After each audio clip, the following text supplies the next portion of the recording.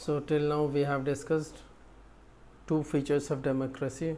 First one is major decision should be taken by the electoral leaders, मतलब जो हमारे representative हैं उन्हें ही डिसीजन लेना चाहिए. The second one is free and fair electoral competition. पहला केस हम लोगों ने देखा था किस तरह से परवेज़ मुशर्रफ ने इलेक्टोरल रिप्रेजेंटेटिव को डिसीजन लेने में रेजिस्टेंस डाला था, उन्हें नहीं लेने दिया था, कानून बना दिया था वैसा. और दूसरा केस हम लोगों ने देखा था free and fair electoral competition किस तरह से चाइना और मैक्सिको में नहीं हो रहा था. Now we will see the third feature, that is one person one vote and one value. It is also known as universal adult franchise. One person one vote one value को हम लोग universal adult franchise के नाम से भी जानते हैं. Universal मतलब सब के लिए, एडल्ट मतलब those who are 18 years of age और above, and franchise is the right to vote. Means वैसे लोग जो कि 18 ईयर्स या एबव हैं उनको यूनिवर्सली राइट टू वोट दिया गया है. This is the third feature of democracy. अब ये देखेंगे कि किस तरह से कहाँ कहाँ ये राइट नहीं दिया गया है. सबसे पहले मैं बता दूं कि आपके बुक में शायद मेंशन होगा कि सऊदी अरबिया का केस भी है जिसमें आपको वुमेन को नहीं दिया गया है, बट वहाँ पे जो अब केसेस हैं वहाँ पर वैसा केस नहीं है. अब वो इलेक्शन लड़ भी सकती हैं और इलेक्शन में पार्टिसिपेट भी कर सकती हैं, वोट भी दे सकती हैं. Anyway, so this one is not there, ये आपको इसमें अब नहीं आता है. Next one is Estonia. Estonia no voting rights to Russian minority. Estonia जो कंट्री है वहाँ पर जो रशियन, कुछ लोग रशियन हैं, उनको वोटिंग राइट्स नहीं मिलती. ठीक है, वो वोट नहीं दे सकते. Second one is Fiji.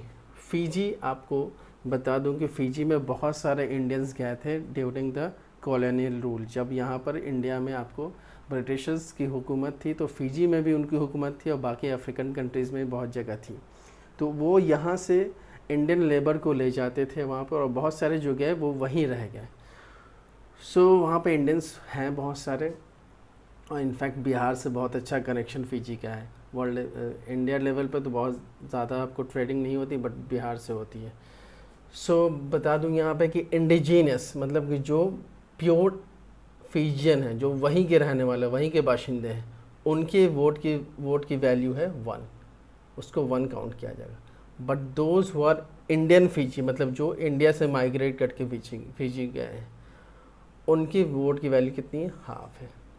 सो कहीं ना कहीं ये देखा जाए तो ये सही नहीं है, बट स्टिल ये वहाँ पर ये प्रैक्टिस हो रहा है. तो इसको देखा जाए तो यूनिवर्सल एडल्ट फ्रेंचाइज को यहाँ पर उसको नहीं कंटिन्यू कर रहे हैं, उसे नहीं मान रहे हैं. तो ये तीसरे फीचर को नहीं मानने वाले कौन कौन है आपको? एस्टोनिया और फ़िजी का एग्जाम्पल हम लोगों ने दिया. नेक्स्ट है हमारा fourth feature, that is rule of law. Rule of law and respect for rights. मतलब जो कंट्री का जो कानून हो वो मेंटेन होना चाहिए, और राइट्स जो पब्लिक या फिर गवर्नमेंट का है या ड्यूटीज़ है उसे कंटिन्यू करना चाहिए, उसमें कोई भी इंटरफेरेंस नहीं होना चाहिए. तो यहाँ पर एक केस हम लोग जिम्बाब्वे का देखेंगे. जिम्बाब्वे आपको 1980s में आज़ाद हुआ. कब आज़ाद हुआ? 1980 में. ओके, और इसको आज़ाद कराने में एक पर्टिकुलर पार्टी का ज़ानू पीएफ का बहुत बड़ा कंट्रीब्यूशन, जैसे हम लोग इंडिया के केस में देखते हैं कांग्रेस पार्टी का बहुत बड़ा कंट्रीब्यूशन, क्योंकि उस टाइम वही पार्टी थी. सो उसी तरह वहाँ पर ज़ानू पीएफ का बहुत बड़ा कंट्रीब्यूशन है, और उसका जो लीडर था रॉबर्ट मुगाबे, वो बहुत ही पॉपुलर लीडर था, बहुत लोग चाहते थे, बहुत मानते थे. तो इनका मेजर कंट्रीब्यूशन था. तो जब इन्होंने आज़ादी दिला दी तो इनकी नीयत थोड़ी बदल गई. अब सोचा कि यार मेरा जब मेजर कंट्रीब्यूशन है तो why we just take other people. तो रॉबर्ट मुगाबे की नीयत बदली, और उसने क्या किया, सबसे पहले तो प्रेसिडेंट बन गया. ठीक है, अपने आप को प्रेसिडेंट बनाया. ठीक है, और उसके बाद कुछ चेंजेस लाए, कुछ अमेंडमेंट लाए कॉन्स्टिट्यूशन में. उस अमेंडमेंट में के तहत उसने क्या किया, अपने आप को बहुत ज़बरदस्त पावर दिया, enormous power given to the president, और प्रेसिडेंट तो वही था.